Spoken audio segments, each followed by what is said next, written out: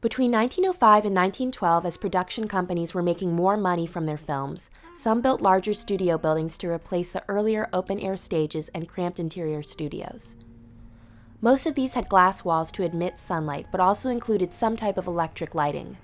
As a result, many films used deeper, more three-dimensional settings, and some used artificial light.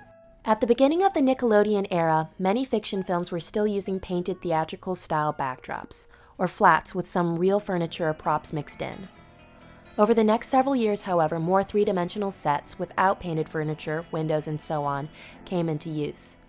The set in The Lonely Villa, with its two side walls, gives a greater sense of depth than does the set in the 100-to-1 shot. Most lighting in early films was even and flat, provided by sunshine or banks of electric lights. During this era, however, filmmakers sometimes used a single arc lamp to cast a strong light from one direction. Such lamps could be placed in a fireplace to suggest a fire. The control of artificial studio lighting would be an important development in the American film style of the late 1910s. By 1912, American filmmakers had established many basic techniques for telling a clear story.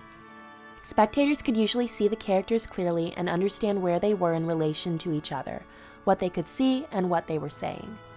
These techniques would be elaborated and polished over the next decade, until the Hollywood narrative system was sophisticated indeed.